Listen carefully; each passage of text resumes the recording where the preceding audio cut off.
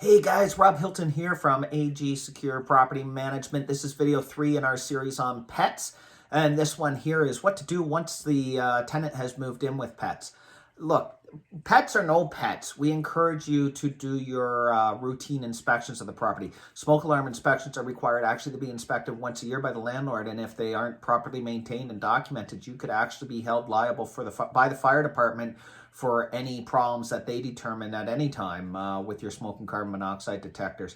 And pets, somebody's got a pet, you want to know about it because when you show up at the property, you don't want to open the door and see a cat run out because you weren't aware of it. So hopefully you've got a pet waiver in place and everybody's been honest about the whole relationship up front. When you go and you inspect a property, go take a look. Is there any damage directly related to the pet? I.e., some people will talk about urine smell, some will talk about scratching. Young puppies tend to have a habit of chewing on the trim, on the baseboard. Usually it's because they can smell or taste the glue. So those are things you want to take a look at. If you've done your move-in right, you should have all the documentation necessary to prove that the damage was not there at the time that the tenant moved in. And if you do see something, you should follow up with the tenant right away. My personal opinion is follow up with the tenant with a letter.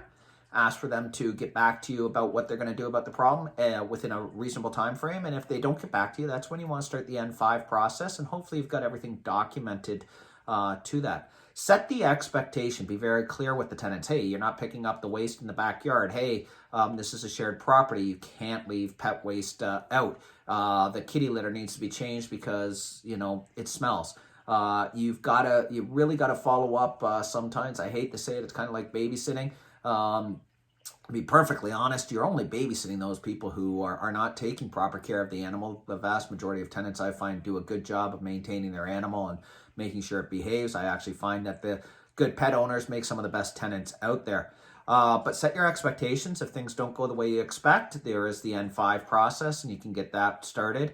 Also, if you have reason to believe that there's an animal that shouldn't be at the property because it's not licensed or it doesn't qualify under the municipal code, you can reach out to zoning or bylaw, wherever the community you're in, and go from there.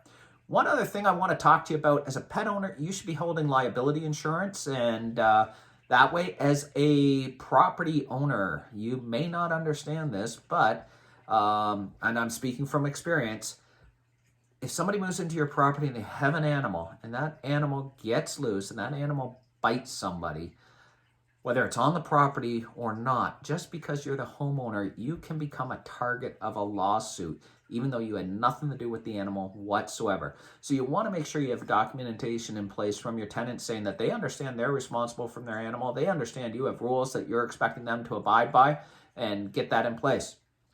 Look, folks, I'm looking for the next topic. I think we're going to talk about advertising your rental in the Ontario Human Rights Code, because we hear a lot about discrimination. I told you already about pets, that actually saying no to a pet is not a form of discrimination that's recognized, but saying no to a service animal sure as heck is, and lots of other questions that way. So I think the next one we're going to do is on advertising your rental and how to stay out of trouble with the Ontario Human Rights Code and make sure your advertising's getting the best effect. So look forward to talking to you about that. If you have a topic you want us to cover, don't hesitate. Shoot us a message down below and we'll be sure to do our best to cover it in the near future. Talk to you soon, folks. Have a great day.